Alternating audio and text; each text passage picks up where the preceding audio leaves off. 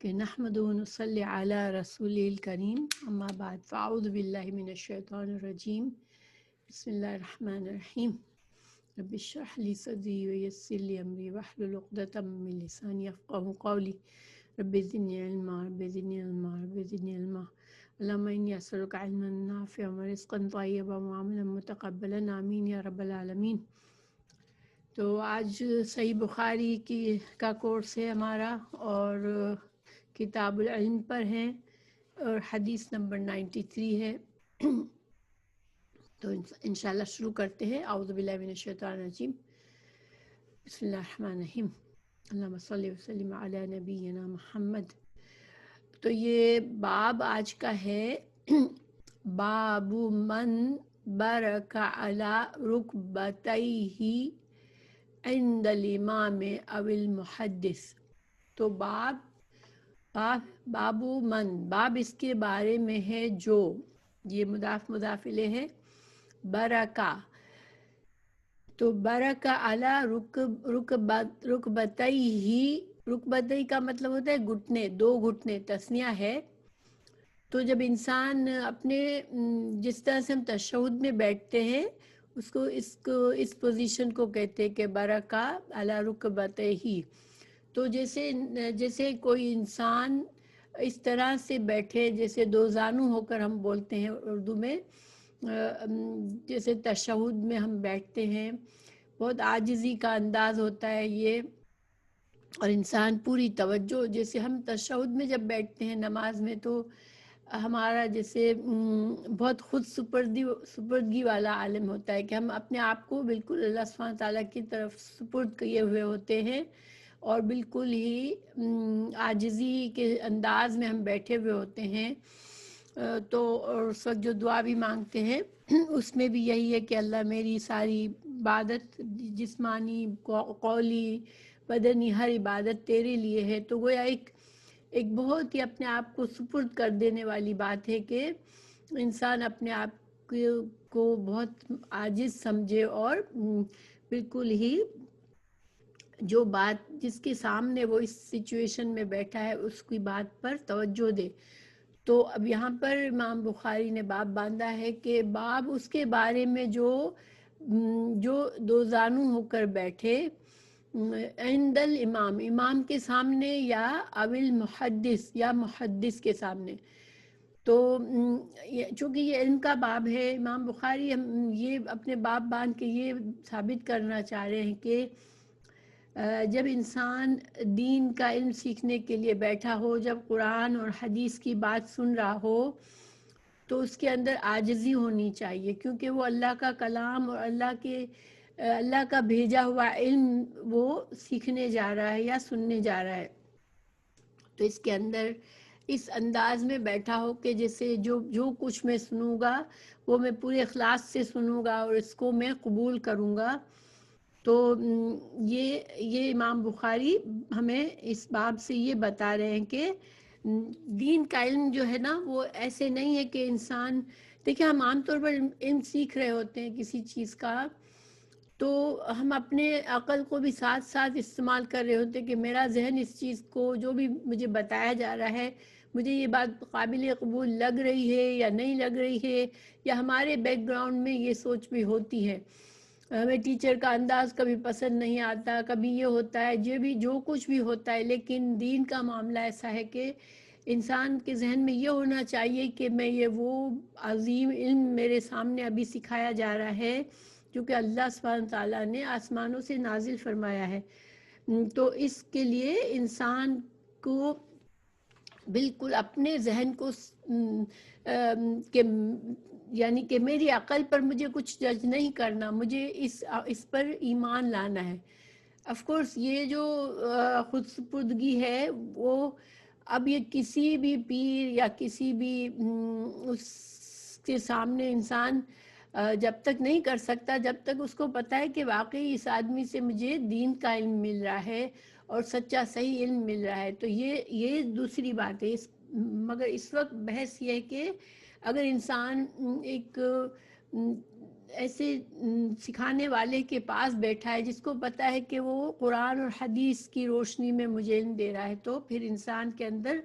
یہ عاجزی ہونی چاہیے کہ ہر چیز میں قبول کروں گا۔ تو اب حدیث جو ہے اس کے اندر یہ وہی حدیث ہے جو پیچھے ہم نے پڑھی، مگر یہ حدیث جو ہے وہ امام بخاری دوسرے نمبر دے کر لائے ہیں، اور اس کی وجہ یہ ہے کہ یہاں پر جو راوی ہے وہ انس بن مالک ہیں۔ پچھلی حدیث میں جو راوی تھے وہ حضرت موسیٰ اشعری تھے، ٹھیک ہے۔ تو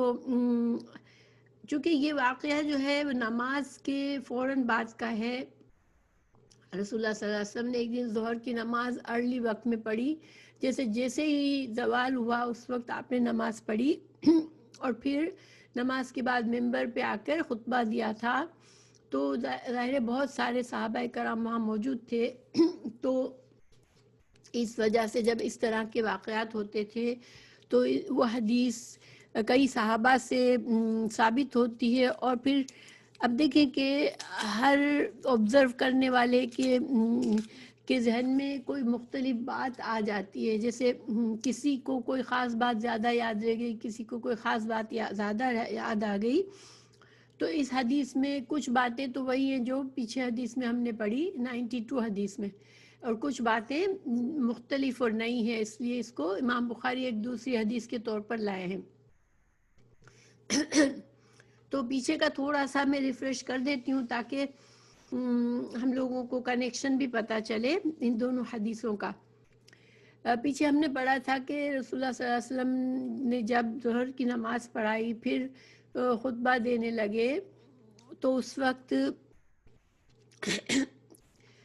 کچھ لوگوں نے اس طرح کے سوالات کیے، اور ہمیں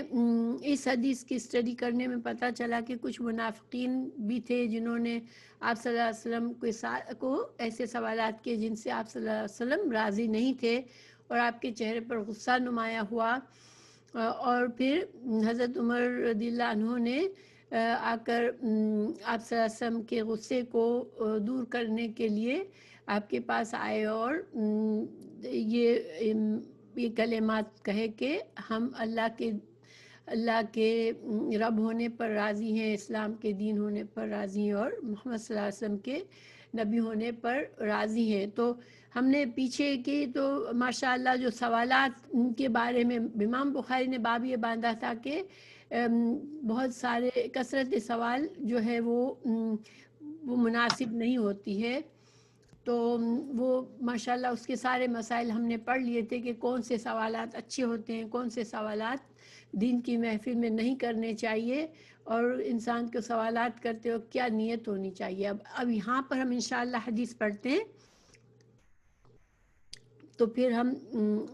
تمام باتیں جو بھی اس واقعے کے تحت ہیں وہ انشاءاللہ اللہ نے چاہا تو ہمارے سامنے کلیئر ہو جائیں گی۔ حدثنا ہم کو بیان کیا ابو الیمان نے، قال اخبرنا شعیب عن الزہری، تو ان کو شعیب نے بیان کیا، انہوں نے زہری سے بیان کیا۔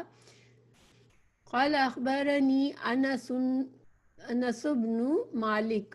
انہوں نے کہا کہ انس بن مالک رضی اللہ عنہ نے مجھے بیان کیا، ان رسول اللہ صلی اللہ علیہ وسلم، کہ بے شک ایک دن رسول اللہ صلی اللہ علیہ وسلم خرجا نکلے، یعنی اپنے حجرے سے نکلے، فقاما پھر آپ صلی اللہ علیہ وسلم نے کھڑے، فقاما تو ایک شخص کھڑا ہوا، عبداللہ بن حذافہ، تو عبداللہ بن حذافہ جو تھے وہ کھڑے ہوئے اور کہا من ابی، میرا باپ کون ہے۔ اصل میں ان کو جب بھی کسی سے تھوڑا سان بن ہوتی تھی ان کو چڑھایا جاتا تھا، ان کو تانا دیا جاتا تھا کہ تم جو ہو وہ ناجائز اولاد ہو، تمہارے باپ کا جس نام باپ سے تمہیں بلایا جاتا ہے وہ تمہارے باپ نہیں ہیں۔ تو اس کو بہت تکلیف ہوتی تھی، تو اس نے آ کر پوچھا من ابی، میرے والد کون ہے۔ قال آپ صلی اللہ علیہ وسلم نے فرمایا ابو کا حذافہ، کہ تیرے والد حذافہ ہیں، یعنی کہ جس نام سے وہ مشہور تھے، جس کو باپ سمجھتے تھے، وہی ان کے باپ تھے۔ ثم پھر اکثر ان یقولا، پھر آپ صلی اللہ علیہ وسلم نے، اب یہاں پر دیکھیں یہ اختصار ہے، یعنی وہ جو بہت سارے سوالات جن کی وجہ سے آپ صلی اللہ علیہ وسلم کچھ ناراض ہوئے تھے، وہ اب یہاں پر ذکر نہیں ہے، مگر یہاں پر صرف یہ ہے کہ آپ صلی اللہ علیہ وسلم نے یہ بار یہ بات کہی، ان سلونی، مجھ سے سوال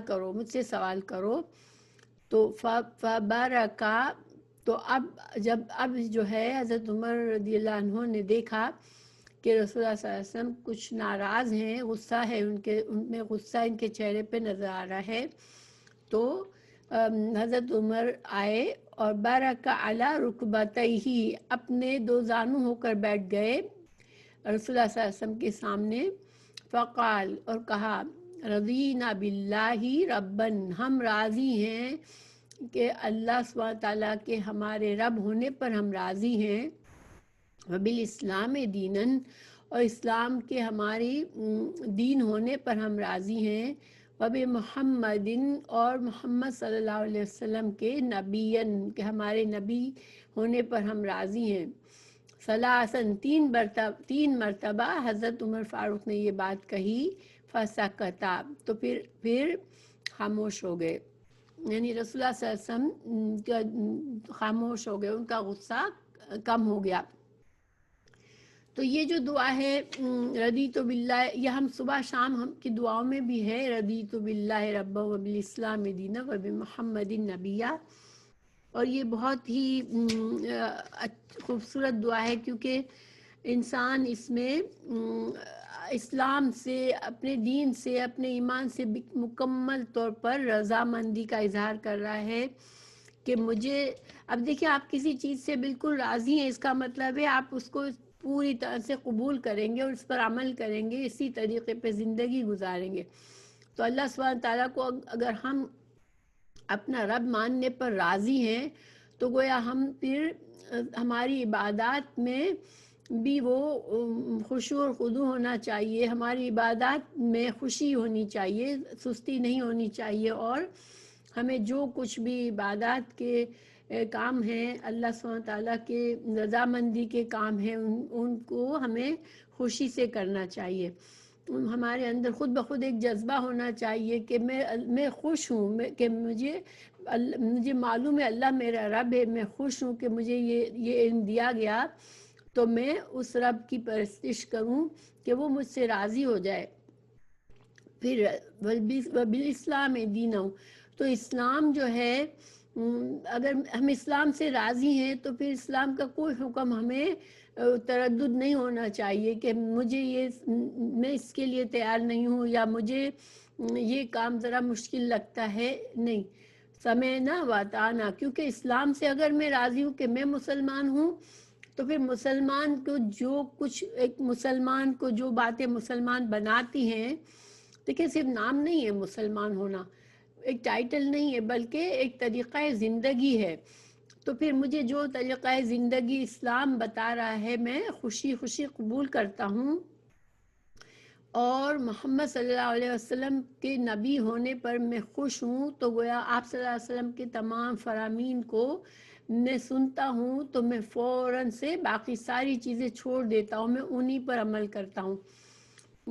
چاہے میرے اس سے پہلے میرے باپ دادا سے میں نے کچھ سیکھا، یا میں نے کسی امام سے یا پیر سے یا کسی سے بھی سیکھا، اگر وہ آپ صلی اللہ علیہ وسلم کی تعلیمات کے مطابق نہیں ہے، تو مجھے پھر کوئی اعتراض نہیں ہے کہ اس کو میں بدل کے آپ صلی اللہ علیہ وسلم کے طریقے پر آ جاؤں۔ تو یہ ایک معمولی جملہ نہیں ہے، یہ بہت بڑا کمٹمنٹ ہے کہ میں ہر طرح سے تیار ہوں، اور میں ہر طرح سے خوش ہوں، اور ظاہر انسان اگر خوش ہے تو پھر اس کے عمل میں ظاہر ہوگا۔ تو یہ دعا جب بھی ہم پڑھیں، انشاءاللہ آپ لوگ پڑھتے ہوں گے صبح شام کی دعاؤں میں، تو بہت ہی دل کی خوشی سے پڑھا کریں، اور پھر اپنا تجزیہ بھی کرتے جائیں کہ میں واقعی میں اپنے دین کو اسی طرح قبول کرتی ہوں. میں اللہ کی عبادت میں مجھے اسی طرح خوشی اور سکون ملتا ہے. میں نمازوں کا وقت آتا ہے تو میں بھاگ کے نماز کی طرف جاتی ہوں. رسول اللہ صلی اللہ علیہ وسلم فرماتے تھے کہ مجھے نماز میں مجھے سکون ملتا ہے. اور حضرت بلال جب صبح میں حضرت بلال کو کہتے کہ آپ اذان دو تاکہ میں اللہ کے سامنے جیسے ہوتا ہے نا انسان ایک بہت ہی پیاری چیز خوشی کی چیز حاصل کرنے کے لیے ایک بے چین ایک تڑپ ہوتی ہے اس کے دل میں. تو مجھے سکون پہنچاؤ, اذان دو اور مجھے سکون پہنچاؤ. میں سوری مجھے الفاظ بھول گئے ہیں مگر اس طرح کے کچھ الفاظ کی حدیث موجود ہے اور صحیح حدیث ہے. انشاءاللہ آئے گی, ہم کہیں نہ کہیں بخاری میں آ جائے گی. یہ مجھے اچانک سے یہ بات یاد آئی تو میں نے کہہ دی. بہرحال تو پہلی بات یہ دعا جو ہے وہ ہمیں یاد بھی ہونی چاہیے اور انشاءاللہ اس کو پورے دھیان اور توجہ اور اسی عقیدے سے پڑھنا چاہیے اس کو. اچھا, اب جو دوسری بات صرف اس حدیث سے ہمیں پتہ چلتی ہے وہ میں نے پہلے ہی بتائی کہ جب قرآن اور حدیث کا علم سیکھ رہے ہیں ہم تو ہمارے اندر کتنی عاجزی اور خود سپردگی ہونی چاہیے کہ ہمیں جو بھی ملے گا علم وہ میں اسے بالکل خوشی سے قبول کر لوں گی. اور یہاں پر حضرت عمر کی یہ دعا بھی اسی کے پیرالل ہے کہ انہوں نے یہ دعا کرتے وقت جس طریقے سے وہ بیٹھے ہیں. دیکھیں انسان کی جو باڈی لینگویج ہوتی ہے وہ انسان کے اندر کی حیثیت اندر کی سوچ کو ظاہر کرتی ہے. تو جس انداز میں وہ بیٹھے تو ان کی سوچ بھی اسی طرح کی تھی اس وقت. تو یہی بات انہوں نے کہی اور آپ صلی اللہ علیہ وسلم کو اس سے راضی کیا. اب یہ بات کیوں اس وقت کہنی پڑی کہ کچھ لوگوں نے ایسے سوالات کیے تھے جس سے جو نہیں کرنے چاہیے تھے تو آپ صلی اللہ علیہ وسلم ناراض ہوئے تھے. تو ایک طرح سے آپ صلی اللہ علیہ وسلم کو یہ دوبارہ سے یقین دلا رہے تھے کہ یا رسول اللہ ہم آپ کی تمام تعلیمات پر راضی ہیں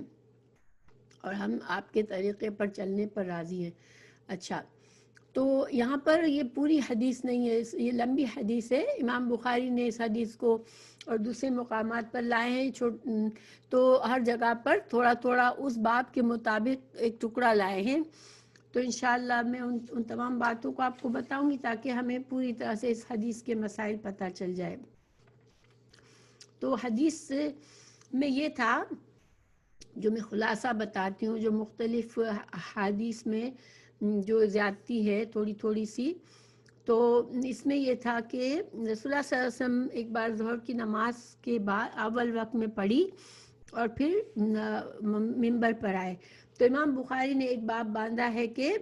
ظہر کی نماز جو ہے وہ زوال کے فوراً بعد پڑھی جائے. ویسے بھی آپ صلی اللہ علیہ وسلم سے ثابت ہے کہ عشاء کی نماز کے علاوہ ساری نمازوں کو اول وقت میں پڑھنے کو پسند فرماتے تھے. تو پھر آپ نے منبر پر آ کر یہ بات بتائی لوگوں کو کہ جب میں نماز پڑھا رہا تھا تو دوران نماز مجھے مسجد کے جو قبلے کی طرف آپ نے اشارہ کیا. آپ کو پتہ ہے امام کا کچھ قبلہ سا بنا ہوا ہوتا ہے, تو اس طرف اشارہ کر کے دیوار کی طرف اشارہ کر کے رسول اللہ صلی اللہ علیہ وسلم نے فرمایا کہ مجھے یہاں پر جنت اور جہنم کا نظارہ کرایا گیا. یعنی جس وقت آپ نماز پڑھائے تھے اللہ سبحانہ تعالیٰ نے اس وقت آپ صلی اللہ علیہ وسلم کے سامنے کچھ غیبی اموروں کو سامنے کر دیا اور وہ دیوار پر ایک تصویر کی طرح جیسے سامنے آ گئے آپ صلی اللہ علیہ وسلم کے, اور موت اور آخرت کے متعلق کچھ حقیقتیں بتائی گئیں آپ صلی اللہ علیہ وسلم کو. تو چونکہ اس وقت رسول اللہ صلی اللہ علیہ وسلم کو غیب کے کچھ امور بتائے جا رہے تھے بذریعہ وحی, تو آپ صلی اللہ علیہ وسلم نے فرمایا صحابہ کرام سے کہ تم مجھے پوچھو, اس وقت مجھے وحی کا سلسلہ جاری ہے, تم لوگ مجھے جو پوچھو گے, مجھے اس وقت غیب کی باتیں بتائی جا رہی ہیں تو تم جو پوچھو گے میں بتاؤں گا. لیکن آپ صلی اللہ علیہ وسلم سے جس قسم کے سوالات کیے گئے وہ صحیح نوعیت کے نہیں تھے. وہ زیادہ تر کچھ منافقین نے آپ کو جیسے ٹیسٹ کرنے کے لیے یا اس قسم کے سوالات کیے کہ یہ بات آپ کا شاید یہ مقصد ہوگا کہ کوئی علمی بات پوچھنی ہو تو اس وقت اچھا وقت ہے، پوچھ لو، کیونکہ اس وقت جو ہے مجھے غیب کی باتیں بتائی جا رہی ہیں، تو آخرت کے متعلق کوئی بات پوچھنی ہے یا اس طرح سے. تو بہرحال تو پھر آپ صلی اللہ علیہ وسلم نے مزید فرمایا کہ میں نے جنت جیسی عمدہ چیز کبھی نہیں دیکھی اور میں نے جہنم جیسی بری چیز کبھی نہیں دیکھی. یعنی جب جہنم اور جنت کو دکھایا گیا تو آپ صلی اللہ علیہ وسلم نے کو جہنم بہت خوفناک جگہ لگی اور جنت بہت زیادہ عمدہ چیز لگی. اور پھر آپ نے فرمایا مجھے موت اور قبر اور گناہ گاروں کے انجام کے بارے میں بتایا گیا اور قبر کے حال بتائے گئے اور قیامت کی سختیاں اور نزا کا حالت کا علم دیا گیا. اب دیکھیں یہ ساری چیزیں بڑی سیریس نوعیت کی ہیں کہ مرتے وقت انسان نزا کے وقت اس کا کیا حال ہوتا ہے، قبر میں اس کا کیا حال ہوتا ہے، گناہ گاروں کے ساتھ قبر میں کیا کیا جاتا ہے، اور قیامت کے دن کی سختیاں کچھ بتائی گئیں کہ کیا کیا سختیاں ہو سکتی ہیں. یہ ساری باتیں بہت ہی جیسے ایک طرح سے ظاہر دل ہلانے والی ہوگی جب آپ صلی اللہ علیہ وسلم نے صحابہ کرام کو یہ باتیں بتائی تو. اور پھر آپ نے یہ بھی فرمایا کہ اگر جو کچھ مجھے بتایا گیا، جو کچھ میں جانتا ہوں تم کو بتایا جائے تو تم ہنسنا چھوڑ دو اور تم ہنسنا کم کر دو اور تم رونا زیادہ کر دو. یعنی یہ دنیا جو ہے، ہم دنیا میں جو مگن رہتے ہیں تو ہم زیادہ سوچتے نہیں اپنی موت کے بارے میں، قبر کے بارے میں، قیامت کے بارے میں، لیکن یہ ساری چیزیں ہمیں قرآن اور حدیث سے پتہ ہے کہ یہ سارے مراحل سے ہمیں گزرنا ہے. تو صحابہ کرام جو ہے وہ یہ باتیں سن کر بہت زیادہ رونے لگے، کیونکہ ان کا ایمان اتنا مضبوط ہوتا تھا کہ وہ ہر بات سن کر فوراً اس پر پورا یقین رکھتے تھے. ہم لوگوں کا یہ کہ بہت اچھے سے اچھا درس بھی سن لے تو وہ اس کو ایک درس سن کر سنتے ہیں اور کوئی بہت زیادہ وہ عملی طور پر ہم پر ایفیکٹ نہیں کرتا. ہاں اس وقت بات اچھی لگتی ہے یا بات دل کو اثر کرتی ہے، لیکن تھوڑی سی دیر کی اثر ہوتا ہے، پھر وہ ہم اپنی دنیا میں بزی ہو جاتے ہیں. لیکن رسول اللہ صلی اللہ علیہ وسلم کے صحابہ کرام وہ چھوٹے چھوٹے گناہ کو اور چھوٹی لاپرواہیوں کو بھی بہت بڑا سمجھتے تھے اور ان کا ایمان مضبوط تھا، اتنا تھا کہ وہ ان چیزوں پر یقین رکھتے تھے کہ ہم چھوٹا سا گناہ کر کے بھی ڈر جاتے تھے کہ کہیں ہماری پکڑ نہ ہو جائے. تو اسی وجہ سے جب یہ سچویشن ہوئی، پھر آپ صلی اللہ علیہ وسلم کے چہرے پر کچھ غصہ بھی تھا، تو پھر حضرت عمر نے یہ بات بتائی اور ساتھ ساتھ یہ جو ردینا باللہ رب والاسلام دینا و محمد نبیہ. اور اس سے جیسے کہ میں نے بتایا کہ حضرت عمر فاروق کے فہم اور فراشت کا ہمیں پتہ چلتا ہے کہ سب کی طرف سے ایسا ماحول ہو گیا تھا کہ اس میں ماحول کو درست کرنے کے لیے انہوں نے اٹھے اور سب کی طرف سے ایک طرح سے اس بات کا یقین دلایا رسول اللہ صلی اللہ علیہ وسلم کے کہ ہم جو ہیں وہ دین اسلام پر خوش ہیں. تو یہ بہت ہی عمدہ انداز تھا. اور حضرت عمر فاروق کی جو شخصیت میں جو لیڈرشپ اور سرداری کی جو خصوصیات ہوتی ہیں وہ بہت نمایاں تھی. اسی وجہ سے جب ان کی خلیفہ بنے تو ان کی جو خلافت تھی وہ ایک بہترین دور تھا اور مکمل طور پر ان کا کنٹرول تھا. پوری اتنی بڑی ریاست ہو گئی تھی اسلام کی، مگر ان کو ایک ایک چیز کا علم ہوتا تھا اور ہر مکمل طور پر تمام ان کے جتنے بھی منتخب جو آفیسرز اور گورنرز اور ہوتے تھے ان سب کا کے احوال سے اچھی طرح سے وہ واقف رہتے تھے. تو اب اس کے ساتھ ساتھ دوسری جگہ سے ہمیں یہ بھی پتہ چلتا ہے کہ حضرت عمر نے یہ بھی کہا کہ ہم فتنوں سے اللہ کی پناہ چاہتے ہیں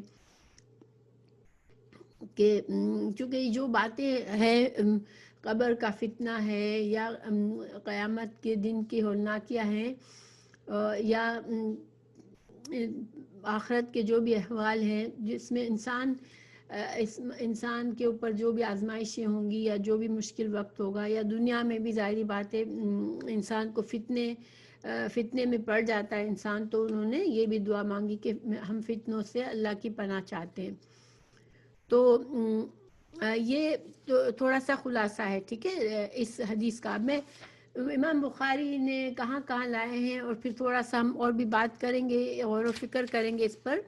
امام بخاری اس حدیث کو 540 نمبر پر لائے ہیں. کتاب ہے اوقات نماز، اور اس میں یہ باب باندھا ہے کہ ظہر کا وقت جو ہے وہ سورج ڈھلتے ہی شروع ہو جاتا ہے، کیونکہ اس میں حضرت جابر رضی اللہ عنہ کو قول ہے، حضرت جابر رضی اللہ عنہ کا قول ہے کہ نبی صلی اللہ علیہ وسلم دوپہر کی گرمی میں ظہر کی نماز پڑھتے تھے. تو اور حضرت انس نے فرمایا کہ جیسے ہی سورج ڈھلا رسول اللہ صلی اللہ علیہ وسلم اپنے حجرے سے باہر تشریف لائے اور ظہر کی نماز پڑھائی. تو امام بخاری نے یہ باب باندھا کہ ظہر کی نماز جو ہے وہ اس کا اول وقت جو ہوتا ہے وہ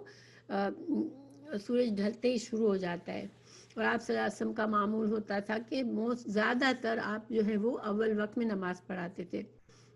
پھر آپ صلی اللہ علیہ وسلم ممبر پر تشریف لائے اور قیامت کا ذکر فرمایا. تو یہ جنت اور جہنم کے بارے میں آپ صلی اللہ علیہ وسلم نے بتایا کہ جنت سے عمدہ کوئی چیز نہیں ہے اور جہنم سے بری کوئی چیز نہیں ہے. تو دوسری جگہ پر رسول اللہ صلی اللہ علیہ وسلم نے امام بخاری اس کو 749 حدیث میں لائے ہیں اور باب باندھا ہے، کتاب ہے نماز کے مسائل، باب یہ باندھا ہے نماز میں مقتدی نظر اٹھا کر امام کی طرف دیکھ سکتا ہے. کیونکہ رسول اللہ صلی اللہ علیہ وسلم نے ممبر پر آ کر کہا کہ دیوار کی طرف اشارہ کر کے فرمایا اپنے قبلے کی دیوار کی طرف کہ مجھے یہاں پر نظارے دکھائے گئے جہنم اور جنت کے. تو گویا آپ صلی اللہ علیہ وسلم نے نماز میں نظریں اٹھا کر سامنے کی طرف دیکھا، یہ ثابت ہوا. تو چونکہ ہمیں نماز میں، آپ کو پتہ ہے نماز میں کہاں نظر رکھنے کو کہا گیا ہے ہم سے، انشاءاللہ آپ لوگوں کو معلوم ہوگا کہ ہمیں سجدے کی طرف دیکھنے ہوتا ہے. جب ہم نماز پڑھ رہے ہوتے ہیں تو نمازی کو آنکھیں بند نہیں کرنی ہوتی ہے بلکہ اپنے سجدے کی جگہ کو دیکھنا ہوتا ہے. لیکن یہاں پر امام بخاری نے یہ باب باندھا کہ امام نے چونکہ دیوار کی طرف، رسول اللہ صلی اللہ علیہ وسلم نے دیوار کی طرف نظر اٹھا کے سامنے کی طرف دیکھا، تو گویا مقتدی بھی جو ہے وہ نظر اٹھا کے امام کی طرف دیکھ سکتا ہے. مطلب اس کا فوکس تو زمین پر ہی ہوگا لیکن نظر اٹھا کے وہ اپنے امام کو دیکھ سکتا ہے. بعض اوقات یہ دیکھنے کے لیے کہ امام کس پوزیشن میں ہے اس وقت، کیونکہ امام کو فالو کرنا ہوتا ہے. تو یعنی کہ باب یہ ہے کہ یہ جائز ہے، نظر اٹھا کر دیکھنا مقتدی کا امام کو، یہ جائز بات ہے. پھر یہاں پر دوسری جگہ پر امام بخاری لائے ہیں 4621 میں. یہ ہے دل کو نرم کرنے والی باتوں کی کتاب ہے، کتاب الرقاق، اور اس میں باب باندھا ہے رسول اللہ صلی اللہ علیہ وسلم کا فرمان. اور چونکہ آپ صلی اللہ علیہ وسلم نے فرمایا کہ میں جو کچھ موت اور آخرت کے متعلق جانتا ہوں اگر تمہیں بھی معلوم ہو جائے تو تم ہنستے کم اور روتے زیادہ. اور صحابہ کرام عذاب کے خوف سے ڈر کے رونے لگے. تو یہ امام بخاری نے باب باندھا ہے کہ چونکہ یہ دل کو نرم کرنے والی باتیں ہیں،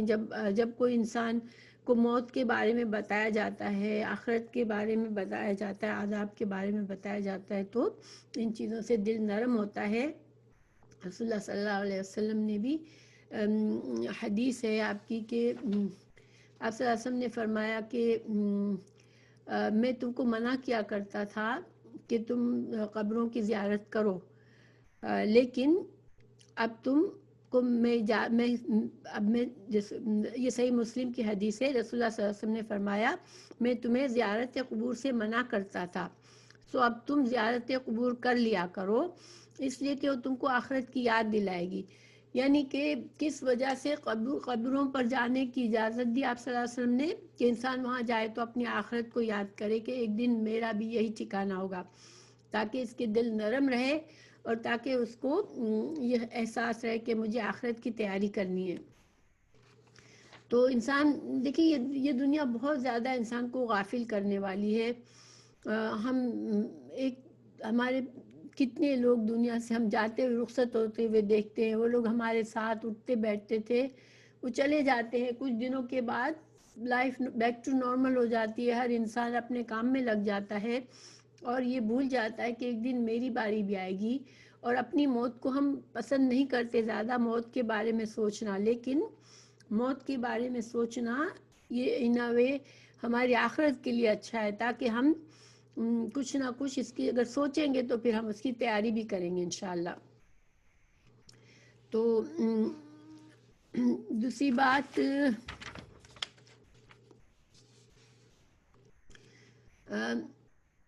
حدیث نمبر 4621 پہ امام بخاری اس کو لائے ہیں. رسول اللہ صلی اللہ علیہ وسلم نے فرمایا، سوری یہ تو میں نے پڑھ لیا، دوسرا 6362 پہ لائے ہیں، باق فتنوں سے اللہ کی پناہ مانگنا. کیونکہ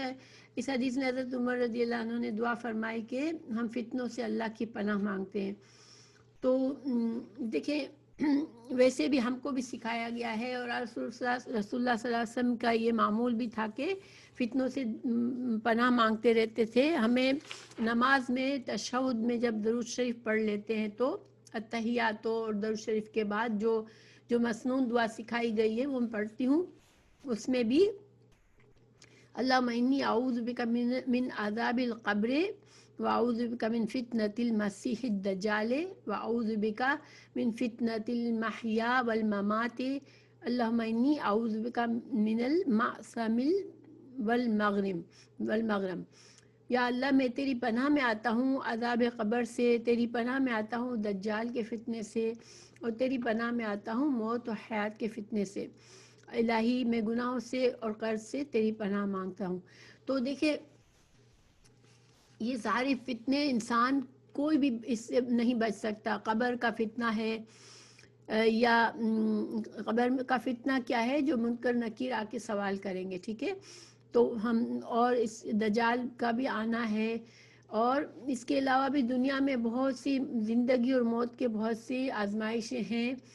جس میں اللہ تعالیٰ موت کے وقت اللہ تعالیٰ سے دعا ہوتی ہے کہ اللہ ہمیں ثابت قدمی رکھے. اور کہیں موت کے وقت بھی شیطان ہمیں ورغلانے کے لیے نہ آ جائے، کیونکہ شیطان مرتے وقت تک بھی انسان کو نہیں چھوڑتا. تو انسان کو، مسلمان کو کانشیسلی فتنوں سے دعا مانگنی چاہیے کہ اللہ ہمیں فتنوں سے بچائے. کیونکہ آزمائش میں پڑھ کر انسان ویسے بھی جب آزمائش میں پڑتا ہے تو انسان کا ایمان بھی خطرے میں آ جاتا ہے، کیونکہ بعض اوقات انسان کے ہوش و حواس پر بہت برا اثر آتا ہے اس سے. اور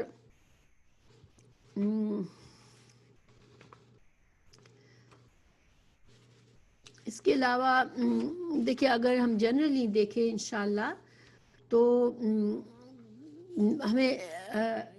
جیسے کچھ باتیں ایسی ہیں جو ہمیں حدیثوں سے پتہ ہے کہ مرتے وقت کے حالات کا پتہ ہے ہمیں، تو ان کو پڑھتے رہنا چاہیے، ان کو سنتے رہنا چاہیے. میں آپ لوگوں کو تھوڑا سا بتاتی ہوں کہ ایک مسلمان کے ساتھ مرتے وقت مسلمان کے ساتھ کیا کیا ہو رہا ہوتا ہے، یعنی مسلمان سے مطلب نیک انسان کے ساتھ کیا کیا ہوتا ہے، یا ایک گناہگار کے ساتھ کیا احوال ہوتے ہیں، تاکہ ہمیں بس یاد رہے. میں پوائنٹ صرف بتاؤں گی، حدیثیں نہیں بتاؤں گی. تو مرتے وقت مومن کے اعزازات، مرتے وقت مومن آدمی کو فرشتے روح قبض کرنے کے لیے سے پہلے آ کر سلام کرتے ہیں. مومن آدمی کی روح قبض کرنے کے لیے سورج کی طرح روشن چہرے والے فرشتے آتے ہیں. مومن آدمی کی روح لپیٹنے کے لیے رحمت کے فرشتے جنت سے سفید ریشمی کفن اپنے ساتھ لاتے ہیں. روح کو معطر کرنے کے لیے فرشتے جنت سے خوشبو بھی اپنے ساتھ لاتے ہیں. مومن کی روح قبض کرتے ہوئے فرشتے مومن آدمی کو اللہ تعالیٰ کی مغفرت اور رضامندی کی بشارت دیتے ہیں.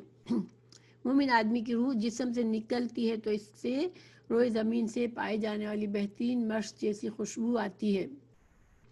مومن آدمی کی روح کے لیے زمین اور آسمان کے درمیان موجود سارے فرشتے رحمت کی دعا کرتے ہیں. مومن آدمی کی روح کو آسمان پر لے جانے والے فرشتے آسمان کے دروازے پر مومن آدمی کا تعارف کرواتے ہیں، تو محافظ فرشتے خوش آمدید کہتے ہوئے آسمان کا دروازہ کھولتے ہیں۔ ہر آسمان کے فرشتے مومن آدمی کی روح کو الوداع کہنے کے لیے اگلے آسمان تک جاتے ہیں۔ 7ویں آسمان پر پہنچتے ہی اللہ تعالیٰ کے حکم سے مومن روح کا اندراج علیین میں کر لیا جاتا ہے اور پھر روح کو واپس قبر میں بھیج دیا جاتا ہے۔ تو دیکھیں یہ ساری اچھی باتیں ہیں، اللہ تعالیٰ ہمیں نصیب کرے کہ ہمارا اختتام، ہمارا انجام اسی طرح ہو، لیکن مرتے وقت کافر کی سزائیں بھی سن لیتے ہیں تاکہ انسان گناہوں سے بچتا رہے، کیونکہ گناہ کو بھی چھوٹا ہو یا بڑا ہو انسان کو جنت سے دور کرنے والا ہوتا ہے۔ جب تک انسان اس پر معافی نہ مانگ لے، اس کے گناہ اللہ اپنی رحمت سے ان کو دھو نہ دے، تو اس وجہ سے یہ چیزیں بھی جاننا ضروری ہے۔ اللہ سبحانہ تعالیٰ ہمیں اپنی نافرمانی کے ہر کام سے محفوظ رکھے۔ مرتے وقت کافر آدمی کے درجہ ذیل سزائیں ہوتی ہیں۔ کافر کی روح قبض کرنے کے لیے انتہائی خوفناک سیاہ چہرے والے فرشتے آتے ہیں۔ کافر کی روح قبض کرنے والے فرشتے اپنے ساتھ ٹاٹ کا کفن لے کر آتے ہیں۔ روح قبض کرنے سے پہلے ہی فرشتے کافر کو یہ کہہ کر ڈرانا شروع کرتے ہیں کہ ناپاک روح نکل اس جسم سے اور چل اللہ کے غصے اور غضب کی طرف۔ کافر کی روح قبض کرتے وقت فرشتے اس کے چہرے اور پیٹھ پر پتھر مارتے ہیں، تھپڑ مارتے ہیں اور کافر کی روح قبض کرتے وقت فرشتے کافر کو آگ کے عذاب کا مزہ بھی سناتے ہیں۔ مرتے وقت کافر کی روح سے روئے زمین پر پائے جانے والی بدترین مردار جیسی غلیظ بو آتی ہے۔ کافر روح کی بدبو محسوس کر کے زمین اور آسمان کے درمیان اور آسمان میں موجود تمام فرشتے اس پر لعنت بھیجتے ہیں۔ کافر کی روح قبض کرنے کے بعد فرشتے اسے آسمان اول کی طرف لے جاتے ہیں اور تعارف کروانے کے بعد آسمان کا دروازہ کھولنے کی درخواست کرتے ہیں، لیکن محافظ فرشتے دروازہ کھولنے سے انکار کر دیتے ہیں۔ اللہ تعالیٰ کی طرف سے حکم ہوتا ہے کہ اس کافر روح کو اندراج سجین میں کر دو۔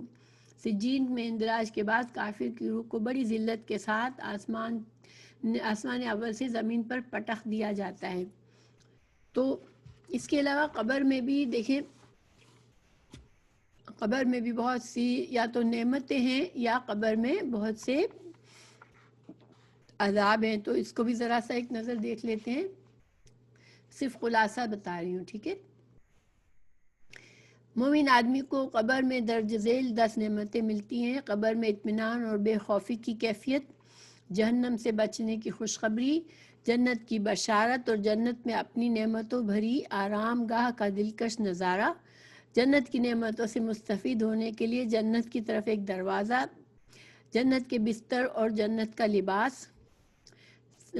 قبر کی فراخی اس کی 70 ہاتھ کر دی جاتی ہے۔ قبر میں 14ویں کے چاند جیسی روشنی کے ساتھ سرسبز باغ کا منظر نظر آتا ہے۔ قبر کی تنہائی دور کرنے کے لیے نیک اعمال کی خوبصورت انسانی شکل میں رفاقت حاصل ہوتی ہے اور قیامت کے روز ایمان پر اٹھنے کی بشارت دی جاتی ہے اور سکون اور آرام کی نیند قیامت تک کے لیے اس کو حاصل ہوتی ہے۔ جبکہ گناہگار جن پر قبر کا عذاب ہوتا ہے، کافر، منافق، گنہگار آدمی کو قبر میں بعض یعنی کہ ہر انسان کے اب لیول کی بات ہے، ٹھیک ہے، لیکن یہ چیزیں ہوتی ہیں۔ تو قبر میں شدید خوف اور گھبراہٹ کا عذاب ہوتا ہے، جنت سے محرومیت کی حسرت کا عذاب ہوتا ہے، جہنم کی زہریلی اور گرم ہوا کا عذاب ہوتا ہے، جہنم میں اپنی رہائش کا خوفناک منظر دیکھنے کا عذاب،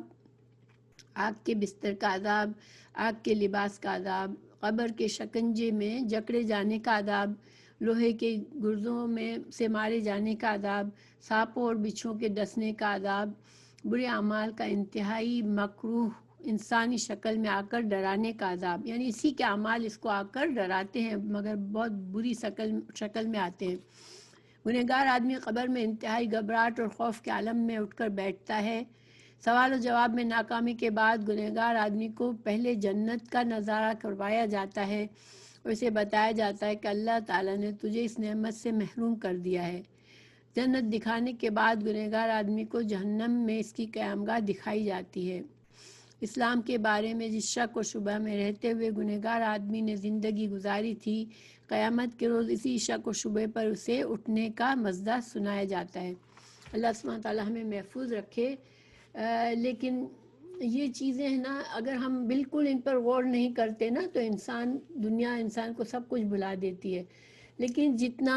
ہمارے ذہن میں یہ باتیں آئیں گی، ہمیں اس کا علم ملتا رہے گا، تو انشاءاللہ ہم کچھ نہ کچھ، آج ہمارے پاس عمل کرنے کا موقع ہے لیکن یہ موقع پھر بعد میں نہیں ہوگا ہمارے پاس۔ جیسے ہی انسان دنیا سے رخصت ہوتا ہے اس کے عمل ختم ہو جاتا ہے، یا تو ثواب جاریہ کے کام آئیں گے، جو کام کیے ہوئے ہوں گے اس کا فائدہ ملے گا، ایمان کے ساتھ اچھے کام کیے ہوئے ہوں گے جن کا فائدہ دنیا میں چلتا آ رہا ہوگا، لوگوں کو اس سے فائدہ ہو رہا ہوگا تو ہمارے کام آئیں گے۔ تو بہرحال اللہ سبحانہ تعالیٰ ہمیں توفیق دے کہ ہم ایک تو یہ کہ دین کے، آج کے حدیث میں ہم نے یہ سیکھا کہ دین کا علم جو ہے وہ اللہ کی نعمت ہے، اللہ کی طرف سے نازل شدہ ہے، تو اس کو بہت ادب اور احترام اور خوش دلی سے لینا چاہیے اور شوق سے لینا چاہیے اور اس پر عمل کرنا چاہیے۔ دوسرا، ہمیں یہ پتہ چلا کہ انسان کو بہت زیادہ ہنسنے ہنسانے اور بہت زیادہ مگن رہنے میں دنیا میں انسان پھر بھول جاتا ہے کہ اس کے آگے ابھی مشکل مراحل آنے ہیں جس سے انسان نہیں بھاگ سکتا۔ ہر انسان کو دنیا میں جو بھی اس کے نصیب میں فتنے فساد ہوں گے، وہ آزمائشیں ہوں گی، وہ آئیں گی، پلس موت کا وقت بھی ہر انسان کو موت سے گزرنا ہے۔ ہمیں نہیں پتہ کہ انسان موت کے وقت کیا فیل کر رہا ہوتا ہے۔ ہمیں حدیث سے پتہ چلتا ہے کہ موت کی سختیاں ہوتی ہیں، مگر اللہ ہی جانتا ہے، کیونکہ بعض لوگ ہمیں پتہ بھی نہیں ہوتا، اچانک سے مر جاتے ہیں، بظاہر لگتا ہے کہ بالکل کچھ بھی نہیں دیکھا، سوتے میں ہی مر گئے اچانک سے، یا لوگ اس طرح سے باتیں بھی کرتے ہیں کہ بہت پیسفل موت آئی تھی ان کو، اور کسی کے بارے میں کہتے ہیں بہت تکلیف دہ موت تھی، لیکن اصل میں کیا ہو رہا ہوتا ہے یہ اللہ جانتا ہے۔ انسان جو مر رہا ہوتا ہے، جو فرشتے اس سے کیا معاملہ کر رہے ہیں وہ ہمیں نہیں پتہ ہوتا۔ ہم صرف جو کچھ دیکھتے ہیں ہم اس پر بات کرتے ہیں، لیکن بعض اوقات ہم دیکھتے ہیں کوئی نیک آدمی بہت ہی تکلیف کے بعد مرتا ہے دنیا سے، اور کوئی گناہگار بالکل اچانک سے پتہ بھی نہیں چلتا اور مر جاتا ہے، تو ہم یہ نہیں سمجھ سکتے کہ بظاہر جو ہم نے حال دیکھا اس سے وہ اس کے ساتھ آسانی ہوئی ہے۔ یہ اللہ ہی جانتا ہے کہ اس کے ساتھ پردہ کیا ہو رہا ہے۔ پس پردہ انسان، دیکھیں، ہم جب تک ہمیں غیب کی یہ چیزیں غیب میں ہیں، اور یہ حدیث بھی ہے کہ رسول اللہ صلی اللہ علیہ وسلم نے فرمایا تھا کہ اگر تم کو قبر کے فتنے کا پتہ ہو تو تم اپنے لوگوں کو، اپنے پیاروں کو قبر میں دفنانے سے بھی ڈر جاؤ کہ قبر میں کیا ہونے والا ہے۔ تو اللہ تعالیٰ ہم سب کو محفوظ رکھے، ہمیں وقتاً فوقتاً اللہ تعالیٰ ان باتوں کی یاد دلائے تاکہ ہم جو ہے وہ بالکل غافل نہ ہو جائیں، اور ہمارے پاس جو مہلت ہے اس میں ہم تیاری کریں، کیونکہ ہمیں نہیں پتہ کتنا وقت ہمارے پاس ہے۔ ٹھیک ہے، موت بتا کر نہیں آئے گی، جس کی بھی موت آئے گی، موت کا وقت جب لکھا ہوگا آ جائے گی۔ تو بہرحال انشاءاللہ اللہ سبحانہ تعالیٰ ہمیں اپنی حفاظت میں رکھے، ہمیں گناہوں سے بچائے، ہماری زندگی کو پاکیزہ بنائے، ہمیں فتنوں سے بچائے، اور ہمارے تمام رشتہ داروں کو، اپنے گھر والوں کو، ہماری اولادوں کو، ہماری والدین کو، اور تمام مسلمانوں کو جہنم کی عذاب سے اور آخرت کے تمام جو بھی مشکلات ہیں آخرت میں ان سے ہمیں محفوظ کرے اور ہمارے لیے آسانیاں کرے، آمین۔ تو انشاءاللہ آج کا لیسن پورا ہوا، میں اس کو پاز کرتی ہوں،